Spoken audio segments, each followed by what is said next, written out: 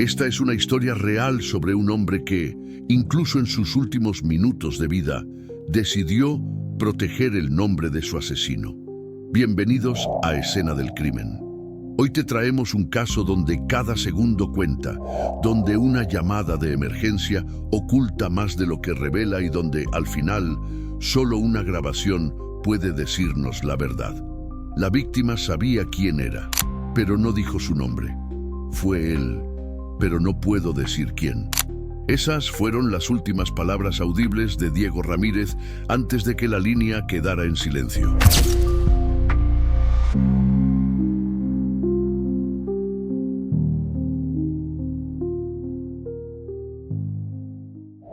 Eran las 22:47 de una noche de viernes en Santiago de Chile, cuando el operador del 131 recibió la llamada.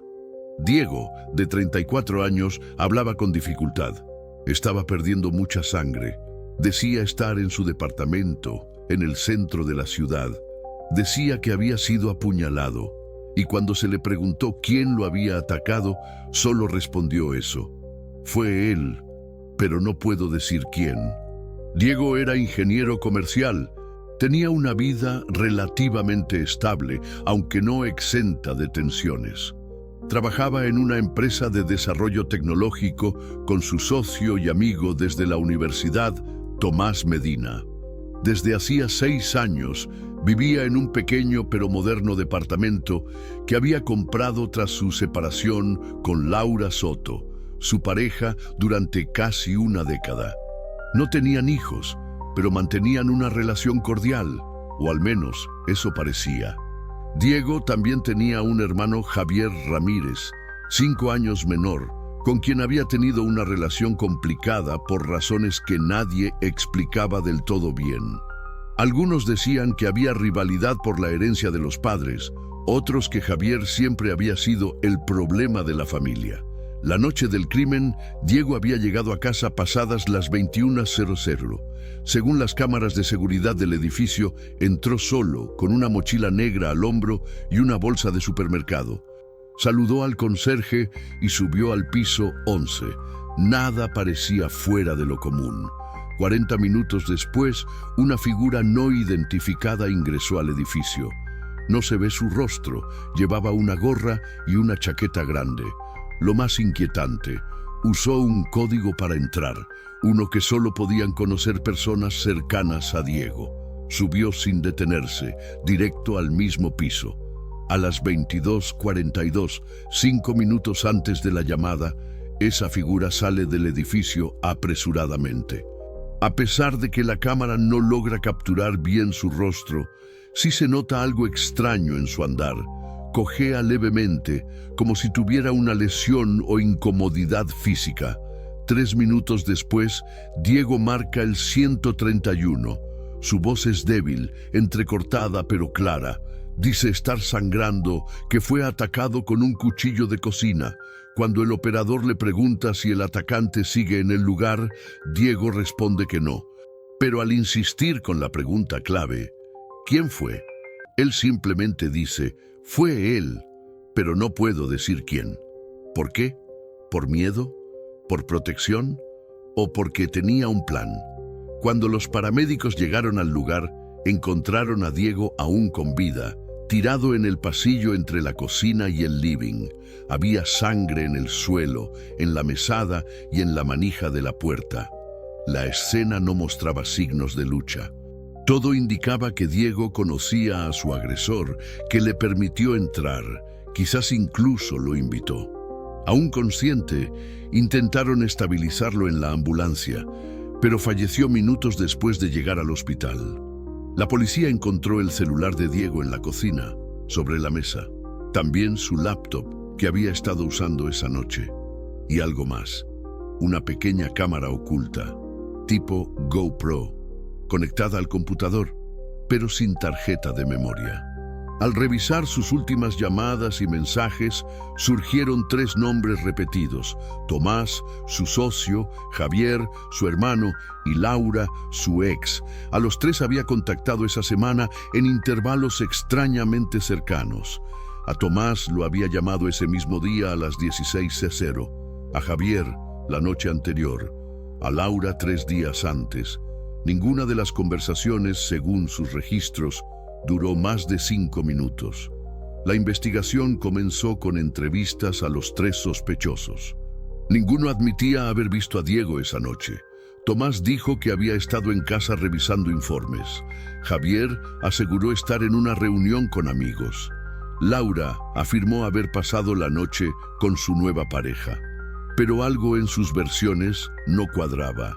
Y Diego, desde más allá de la muerte, aún tenía algo que decir. Los detectives recuperaron la laptop de Diego. Ahí encontraron una carpeta oculta, protegida por contraseña.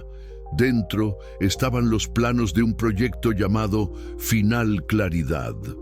Un nombre extraño, casi poético, pero el contenido era más inquietante. Archivos con fechas, conversaciones grabadas, correos archivados. Diego había estado documentando su vida en secreto. Parecía saber que algo le iba a pasar, y entonces surgió la pista más inesperada. Una nota manuscrita en una hoja doblada, escondida dentro de un libro en su dormitorio. Decía: si algo me pasa, revisen la nube. La nube. La policía accedió a su cuenta en la nube vinculada al celular. Y ahí encontraron un audio que cambiaría todo. Pero no lo escucharon de inmediato. Tenía fecha programada para liberarse automáticamente una semana después de su muerte. Una cuenta atrás, una confesión premeditada. ¿Quién era él? ¿Y por qué Diego prefirió morir antes que decirlo? El archivo de audio fue descargado por los peritos forenses con autorización judicial apenas la fecha programada se cumplió. 7 días exactos después de la muerte de Diego Ramírez. El título del archivo era simple, pero contundente: para cuando ya no esté. A pesar de la expectativa, el contenido inicial no fue lo que todos esperaban. En lugar de una acusación directa, Diego comenzaba con un tono pausado, casi sereno. Si estás escuchando esto, es porque algo salió como imaginaba, y si eso pasó, bueno, entonces es hora de que sepas lo que yo sé. Durante los primeros minutos del audio, Diego relata situaciones específicas de los últimos 3 meses. Encuentros incómodos, silencios cargados, miradas que antes no lo inquietaban, pero que ahora empezaban a hacerlo. Todos piensan que exagero, que me invento fantasmas, pero estoy seguro, alguien me quiere muerto. No sé si es por dinero, por rabia, por celos o todo junto, pero sé que es alguien cercano, alguien que entra a mi casa sin que yo me alarme. La grabación dura 17 minutos. A lo largo de ella, Diego describe interacciones con las 3 personas bajo sospecha. Sobre su hermano Javier dice: siempre fue difícil, mamá lo protegía, papá lo ignoraba, y él me odiaba por ser el que tenía todo resuelto. Hace poco discutimos, me dijo que pronto yo tendría lo que merezco. Lo dijo con esa sonrisa seca que siempre me inquietó. Sobre Tomás, su socio, últimamente discutimos mucho sobre la empresa. Él quería vender parte del negocio a una firma extranjera, yo no. Dijo que estaba frenando su futuro, que si no lo ayudaba, él iba a encontrar otra forma. Lo dijo mirándome fijo, y no fue una amenaza, fue una promesa. Y finalmente, sobre Laura, su expareja. Estuvo rara desde que terminamos. Me dijo que si no era conmigo, no sería con nadie. Lo dijo llorando, pero con rabia. Hace 2 semanas apareció en mi edificio sin avisar. Quería hablar. Se fue gritando que todo esto no iba a quedar así. Yo no le di importancia, pero ahora no estoy tan seguro. Cada uno de estos fragmentos sumaba tensión al caso. Lo más perturbador llegó al final del audio. Diego respira hondo y dice: grabé esto porque no sé si voy a tener otra oportunidad.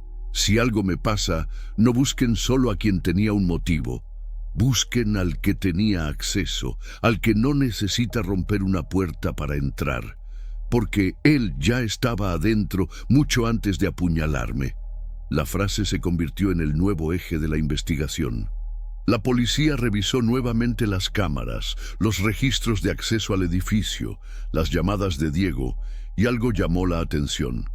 El código usado por el atacante para ingresar coincidía con uno que solo 2 personas conocían, además de la víctima: su hermano Javier y Tomás, el socio.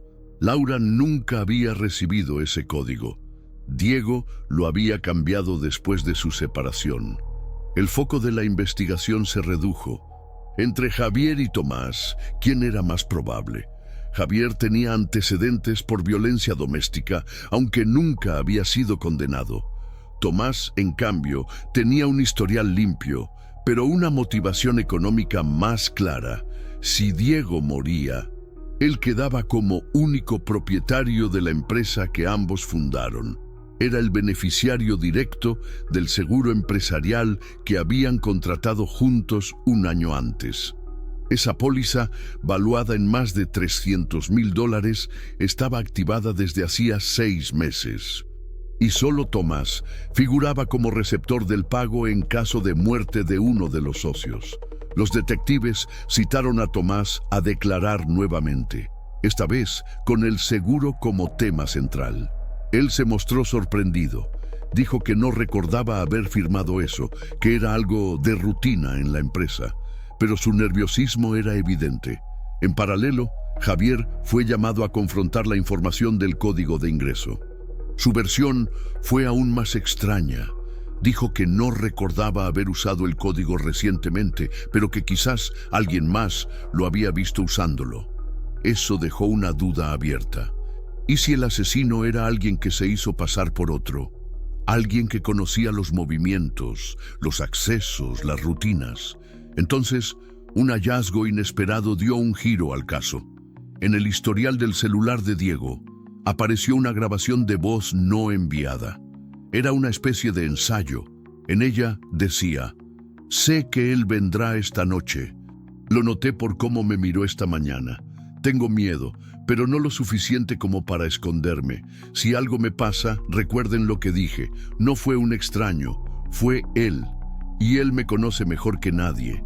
Esa frase coincidía con su declaración en la llamada al 131, pero seguía sin dar el nombre. Con esta nueva evidencia, la policía decidió buscar huellas dactilares en el cuchillo encontrado en la escena.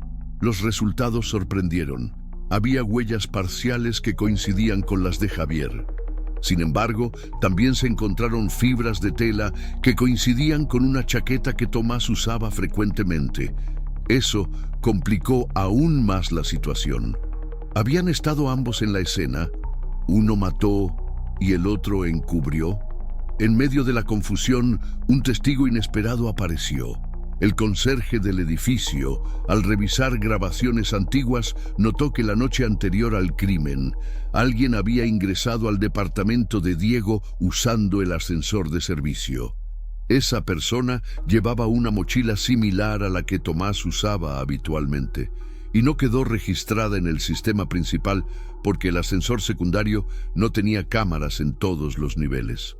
Esa información fue suficiente para obtener una orden de registro al domicilio de Tomás.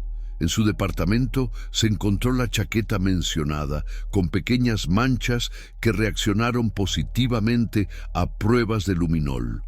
También se halló una hoja impresa con datos del seguro de vida de Diego y una carta de intención de venta de la empresa, firmada solo por Tomás. El escenario comenzaba a cerrarse, pero aún no había confesión, y faltaba una pieza: el motivo real.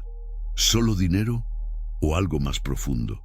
Los investigadores sabían que estaban cerca, pero también comprendían que una acusación formal contra Tomás Medina requería más que solo indicios y coincidencias. Las pruebas eran fuertes, sí, pero aún eran circunstanciales. Nadie lo había visto ingresar al departamento de Diego aquella noche, y aunque la chaqueta hallada en su domicilio tenía rastros que reaccionaban al luminol, no había ADN ni sangre confirmada. Por eso, decidieron presionarlo con una estrategia poco convencional: enfrentar sus palabras con las de Diego. Durante el tercer interrogatorio, Le pusieron los audios. Primero el testimonio que Diego había dejado en su nube, luego la grabación de voz no enviada desde su celular.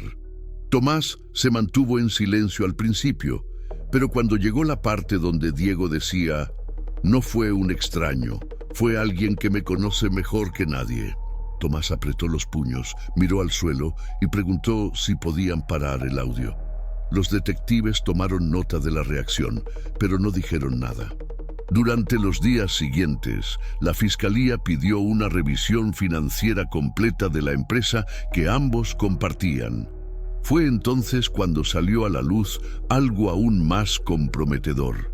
Tomás había desviado pequeñas sumas de dinero a una cuenta personal desde hacía casi un año. Eran montos sutiles pero constantes, camuflados en gastos operativos. Diego aparentemente lo había descubierto y, según correos encontrados en su laptop, había redactado un borrador de denuncia interna que nunca llegó a enviar. En ese archivo, Diego señalaba que, si algo me pasa, esta es una de las razones por las que pudo haber sido. Había dejado pistas por todos lados, como si supiera que su vida pendía de un hilo invisible. Con esta nueva evidencia, la policía ya no tenía dudas. El motivo era doble: económico, por el seguro de vida y el posible control absoluto de la empresa, y de autodefensa, porque Diego estaba a punto de exponer un fraude que podía arruinar a Tomás. Fue entonces cuando se solicitó la detención formal. Pero Tomás no fue encontrado en su casa. Había desaparecido. Su teléfono estaba apagado, su auto abandonado en un estacionamiento cerca de la cordillera. Nadie sabía si había huido, si se había quitado la vida o si estaba planeando algo más. Las autoridades emitieron una alerta nacional y su rostro apareció en todos los noticieros. Sin embargo, no fue la policía quien lo encontró. Una semana después de su desaparición, Tomás apareció en la casa de su hermana menor, en Viña del Mar. Estaba desorientado, con barba crecida, y pidió que llamaran a su abogado. Se entregó sin resistencia y fue trasladado a Santiago bajo custodia. En su primera declaración oficial, negó ser el asesino, pero admitió que había ingresado al departamento de Diego esa noche. Dijo que habían discutido, que se enfrentaron verbalmente y que Diego se descontroló. Según su versión, fue Diego quien se hirió accidentalmente en medio de un forcejeo. Pero esa versión no coincidía con las evidencias médicas. Las heridas no eran compatibles con un accidente ni con un forcejeo. Eran precisas, profundas, como las que se producen con intención. La defensa de Tomás intentó utilizar su desaparición como prueba de crisis emocional, sugiriendo que había actuado bajo un estado de pánico. Pero la Fiscalía fue clara. Lo que él hizo fue huir. Y huir es lo que hace un culpable. El juicio comenzó 4 meses después, bajo intensa cobertura mediática. El caso ya era conocido como el crimen del silencio, por la decisión de Diego de no nombrar a su agresor. En la sala se presentó el audio completo hallado en su nube. El juez pidió que el jurado lo escuchara en completo silencio. Las palabras de Diego resonaron como un testamento. No diré su nombre, no porque lo proteja, sino porque quiero que ustedes lo descubran. Quiero que vean lo que yo vi, que escuchen como yo escuché. Él me traicionó, pero también se confió. Y ahí está su error. Ese audio, junto a los correos, las grabaciones no enviadas y las evidencias físicas, formaron el cuerpo principal del juicio. El abogado defensor intentó sembrar dudas, hablando de una supuesta tercera persona que pudo haber estado presente, pero no hubo rastro alguno de otra figura involucrada. Los accesos estaban restringidos, las cámaras solo mostraban a una persona, y el código utilizado era uno que Tomás conocía desde hacía años. Javier, el hermano de Diego, fue llamado a testificar. Lo hizo con voz tensa, diciendo que aunque él y su hermano tuvieron diferencias, jamás le deseó la muerte. Confirmó que Tomás y Diego estaban en un conflicto creciente por temas de la empresa y dijo algo más, que días antes del crimen, Diego le confesó estar grabando todo, porque si algo me pasa, quiero que haya pruebas, no dudas. Esa frase quedó registrada en el acta del juicio como la línea más poderosa de toda la audiencia. Laura, la expareja, también testificó. Admitió haber tenido peleas con Diego, pero dijo que la idea de matarlo nunca estuvo en su cabeza. Confirmó que la noche del crimen estaba con su pareja actual, quien también testificó y presentó registros de ubicación que confirmaban su coartada. Finalmente, la evidencia más sólida fue el contenido del seguro de vida y el borrador de denuncia. Nadie más, excepto Tomás, tenía motivos tan claros y un acceso tan directo. El juicio duró 3 semanas. Al final, el jurado tardó menos de 2 horas en llegar a un veredicto: culpable. Tomás Medina fue condenado por homicidio calificado con alevosía y premeditación. La sentencia: 25 años de prisión sin derecho a libertad condicional antes de cumplir 20. Al salir de la sala, una periodista le preguntó por qué lo hizo. Tomás no respondió, solo bajó la mirada. Diego nunca dijo su nombre, pero dejó suficientes piezas para que el mundo lo descubriera por sí mismo. ¿Y tú, que escuchaste cada detalle, lo sospechaste desde el principio? Después de la condena de Tomás Medina, el país quedó dividido entre quienes creían ciegamente en su culpabilidad y quienes, influenciados por teorías difundidas en redes sociales, insistían en que alguien más había estado involucrado. Algunos usuarios en foros especializados y grupos de discusión online comenzaron a señalar incongruencias en los tiempos registrados por las cámaras de seguridad y la presencia de fibras no identificadas en la escena del crimen.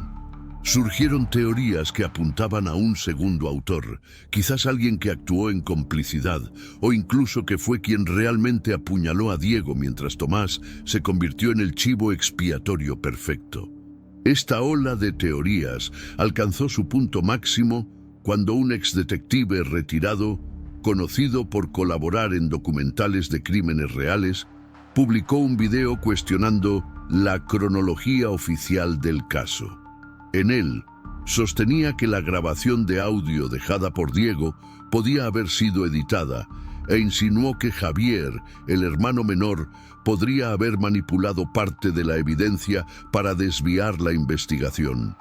A pesar de la controversia mediática, las autoridades reafirmaron la validez de las pruebas forenses, incluyendo los análisis de voz autenticados por expertos, los rastros en la ropa de Tomás y el vínculo directo con el seguro de vida. Sin embargo, lo que pocos sabían era que la historia no terminó con el juicio. Semanas después de la condena, el fiscal a cargo del caso recibió una carta anónima. Estaba escrita a mano, con letra temblorosa. Decía: ustedes encontraron al ejecutor, pero no al instigador. Hay más de una traición en esta historia. No había remitente, solo un sobre sin huellas dactilares. Junto a la carta venía una memoria USB. Dentro de ella se hallaban capturas de pantalla de mensajes entre Diego y una cuenta anónima, fechados un mes antes de su muerte. En los mensajes, Diego recibía amenazas. Le advertían que dejara de molestar con la auditoría, que el dinero no es tuyo y que si sigues hablando, vas a terminar como en el mensaje que borraste. Lo perturbador era que Diego parecía conocer a la persona detrás de esos mensajes. Respondía con frases como: no pensé que tú fueras capaz y me duele más que venga de ti. No se mencionaba ningún nombre, pero el tono de las conversaciones revelaba una relación previa de confianza quebrada. El fiscal reabrió una línea paralela de investigación. Era posible que alguien más hubiera presionado a Tomás o que incluso lo hubiera manipulado para cometer el crimen. Las autoridades cruzaron la IP de la cuenta anónima con los registros de acceso a Internet en la empresa de Diego y Tomás. Para su sorpresa, la IP coincidía con la Oficina de Recursos Humanos, un lugar al que solo accedía una persona con regularidad: Camila Muñoz, la encargada de Administración Financiera y pareja ocasional de Tomás. Camila nunca había sido considerada sospechosa. Había declarado como testigo al inicio del proceso, indicando que no tenía contacto frecuente con Diego y que la última vez que lo vio fue semanas antes del crimen. Pero los mensajes apuntaban a otra historia. Cuando fue citada nuevamente, se mostró nerviosa y exigió la presencia de un abogado antes de responder cualquier pregunta. Durante la entrevista formal, negó haber enviado los mensajes, pero los expertos en ciberseguridad encontraron trazas de su usuario en el historial de navegación de la cuenta falsa. Lo más impactante llegó cuando recuperaron un mensaje no enviado en el servidor de la empresa. Estaba dirigido a Tomás y decía: "No olvides lo que hablamos. Si no lo haces tú, lo haré yo. Y créeme, no va a ser tan limpio". Ese hallazgo cambió el enfoque. Camila fue imputada como coautora intelectual del crimen, acusada de manipular emocionalmente a Tomás para ejecutar el asesinato y así limpiar cualquier obstáculo que amenazara la operación de desvío financiero que ambos venían cometiendo. En su defensa, Camila aseguró que nunca pensó que Tomás realmente lo haría. Dijo que lo dijo en caliente, en medio de una discusión. Sin embargo, los fiscales argumentaron que ella no solo instigó, sino que ayudó a planificar. Incluso se descubrió que ella había modificado registros de seguridad en la empresa para borrar accesos de Tomás el día del crimen. Esto fue determinante para confirmar su complicidad. Cuando Tomás supo de la detención de Camila, solicitó hablar con la fiscalía. A cambio de una reducción en su condena, aceptó contar lo que realmente pasó esa noche. Su testimonio confirmó lo que muchos sospechaban.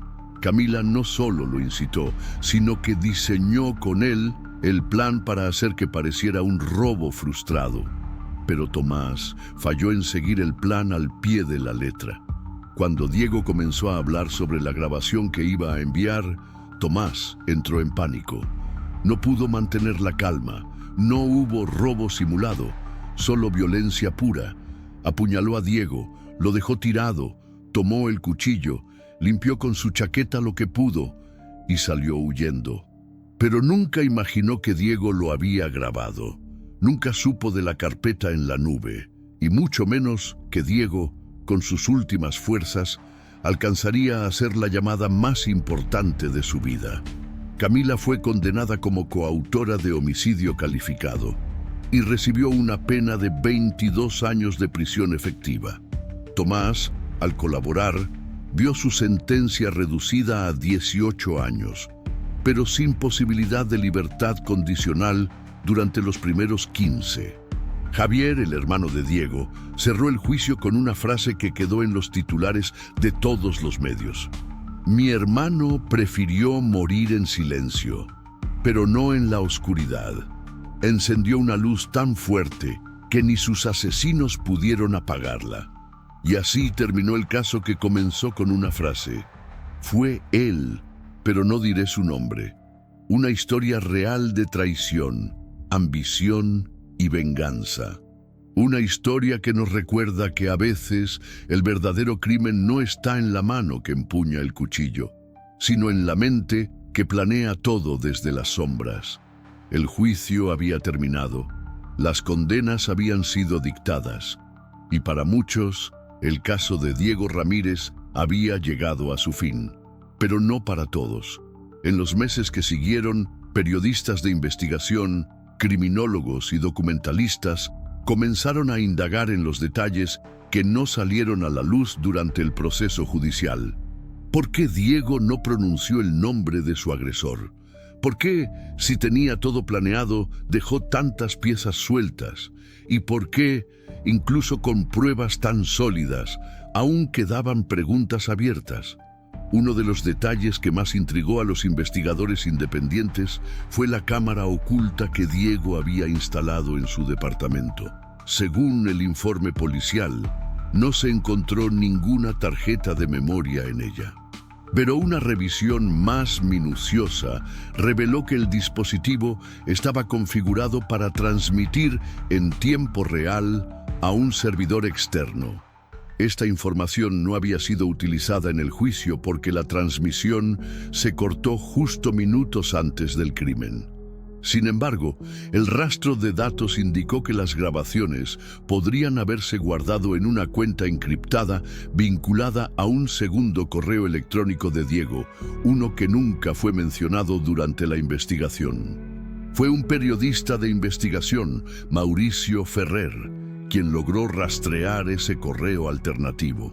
Tras varios intentos y con ayuda de especialistas en seguridad digital, logró acceder a una nube privada donde Diego había almacenado cientos de archivos, videos, grabaciones de voz, documentos escaneados, todo un archivo personal de una mente que parecía estar anticipando su propia muerte.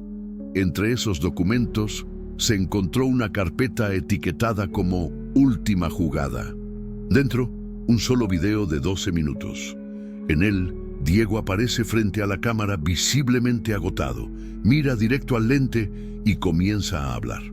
Si estás viendo esto, entonces pasó lo que más temía. No quiero venganza, quiero verdad. Y la verdad no es solo lo que Tomás hizo, es lo que descubrí, lo que nadie quiso que saliera a la luz. A lo largo del video, Diego expone cómo había descubierto una red de desvío de fondos dentro de su propia empresa. No solo estaba involucrado Tomás, sino también Camila y al menos 2 proveedores externos que facturaban servicios ficticios. Diego había comenzado a recopilar pruebas, a documentar transferencias, a grabar reuniones. Pero lo más impactante fue una revelación que no había aparecido antes. Mencionó que uno de los proveedores bajo un nombre falso era en realidad una empresa fantasma registrada a nombre de un familiar de Camila.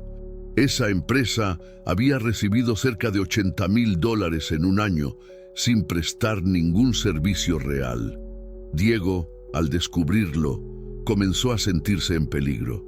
Ya no me siento seguro en ningún lado. He notado que me siguen, que mis mensajes no llegan, que alguien borra correos antes de que los abra. Lo más inquietante del video fue una advertencia final. Si algo me pasa, no solo busquen culpables, busquen razones, porque este no es un crimen pasional, es un crimen de poder. Y el poder, cuando se siente amenazado, es capaz de cualquier cosa. Ese video fue entregado por el periodista a la fiscalía, que inició una nueva investigación sobre la red financiera mencionada. Como resultado, 2 personas más fueron detenidas por fraude y asociación ilícita. Pero para la familia de Diego, nada de eso borraba el vacío que había dejado. Javier, el hermano menor, decidió publicar parte del testimonio de Diego en un canal de YouTube que creó para contar su historia. El video se volvió viral en pocos días, con millones de visualizaciones. Miles de personas dejaron comentarios analizando cada palabra, cada gesto, buscando señales, compartiendo teorías. Para algunos era un mensaje de advertencia, para otros un acto de justicia póstuma. En uno de los comentarios más destacados, un usuario escribió: Diego murió, pero dejó su mente viva en cada archivo. Él no solo quería ser escuchado, quería ser entendido. La historia de Diego trascendió el sistema judicial y se convirtió en un fenómeno cultural.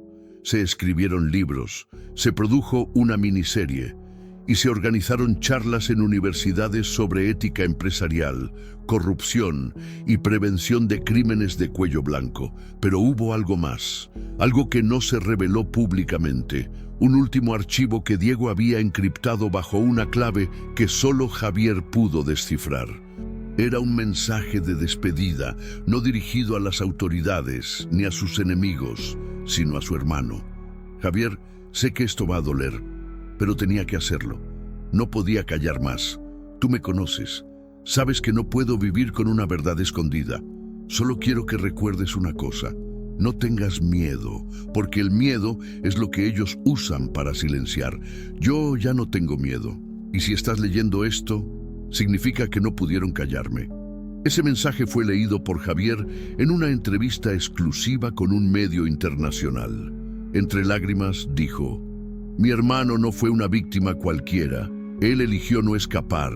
Eligió quedarse, grabar, escribir, dejar pistas. Él convirtió su muerte en una investigación. Y tenía razón, porque gracias a esa determinación no solo se descubrió al asesino, sino también a quienes se escondían detrás del dinero, del poder y del silencio. Diego Ramírez no murió en vano. Su historia es ahora contada en aulas, en libros, en pantallas, pero sobre todo en la conciencia de quienes creen que la verdad, incluso cuando cuesta la vida, sigue siendo la única salida. Tú que llegaste hasta aquí, ¿qué piensas ahora? ¿Sospechaste desde el principio? ¿O creíste que todo era un simple crimen por dinero? Comenta abajo. Porque en esta historia, como en tantas otras, la verdad no estaba en lo que se dijo, sino en lo que se decidió callar. En los años que siguieron al asesinato de Diego Ramírez, su historia se convirtió en una lección, no solo sobre crimen, traición y justicia, sino sobre integridad, valentía y previsión. Su muerte, inicialmente envuelta en confusión y silencio, se transformó en un manifiesto contra la corrupción y el encubrimiento. Mientras Tomás y Camila cumplían sus respectivas condenas y mientras los implicados en la red financiera eran procesados, la figura de Diego adquiría una dimensión que trascendía la tragedia personal. Se volvió símbolo, se volvió pregunta. ¿Qué habrías hecho tú en su lugar? Lo más perturbador para quienes estudiaron el caso fue comprender que Diego pudo haber evitado su final. Pudo haber huido, denunciado anónimamente, renunciado a la empresa. Pudo haber callado, pero eligió quedarse. Documentar, exponer, y en ese acto silencioso de resistencia dejó no solo pistas para resolver su crimen, sino también una red de pruebas que hizo caer una estructura completa de engaños y fraudes.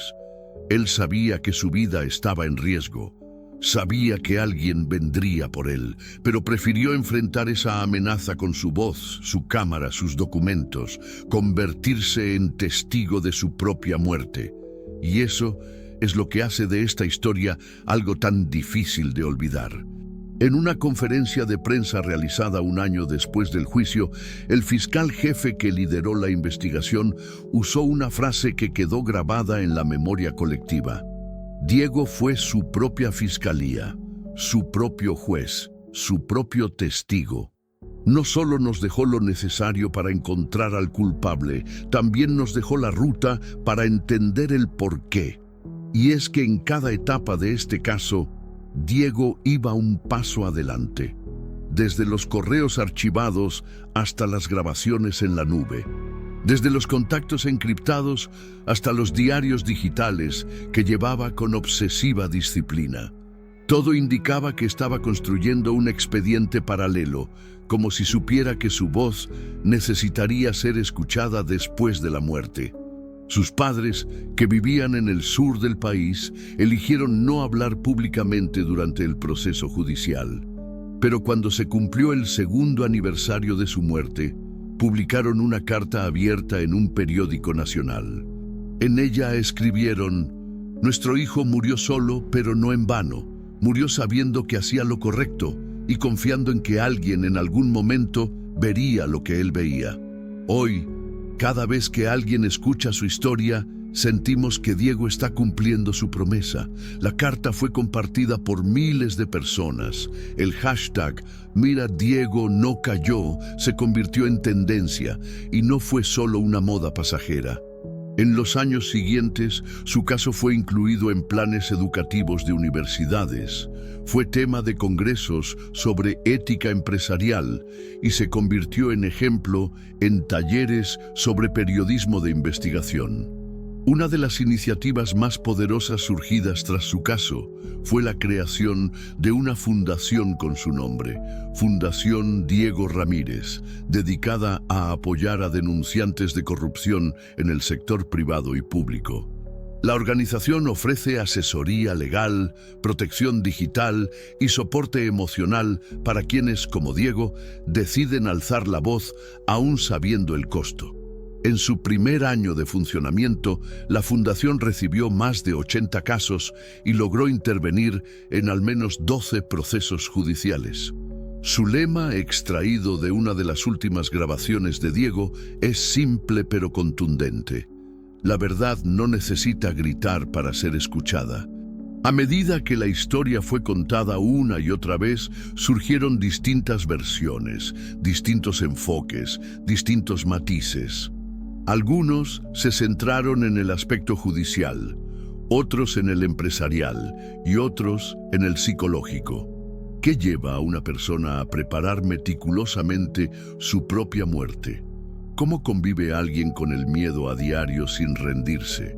¿De dónde surge esa necesidad de dejar constancia incluso cuando se sabe que el final es inevitable? Las respuestas no son simples, pero están todas ahí, escondidas entre las líneas de los correos de Diego, en la voz quebrada de sus audios, en la mirada fija de sus videos. Él no pidió ayuda, no pidió venganza, solo pidió que su verdad no fuera enterrada con él. Y en ese acto se convirtió en algo más que una víctima. Se convirtió en protagonista, no del crimen, sino de su resolución, no del silencio, sino de la verdad.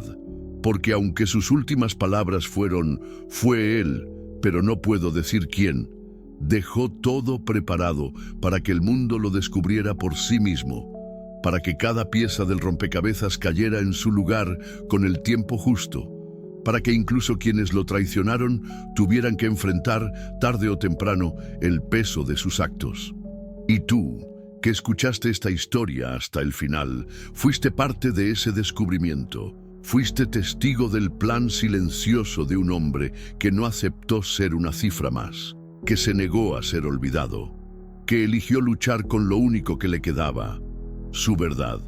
Así termina esta historia real. La historia de un crimen, sí, pero también de resistencia, de memoria, de justicia. Y ahora, la pregunta final es para ti. ¿Acertaste? ¿Te imaginaste quién era desde el principio? ¿O fuiste cambiando de sospechoso a medida que descubrías más? Coméntalo abajo, porque este canal no solo cuenta crímenes, te invita a investigarlos, a pensar, a dudar, a cuestionar. Aquí, cada caso es un desafío, y tú eres parte de la investigación. Gracias por acompañarnos en Escena del Crimen. No olvides suscribirte, compartir este video y seguir con nosotros cada semana. Porque en este canal, cada historia es más que un caso, es una verdad esperando ser descubierta.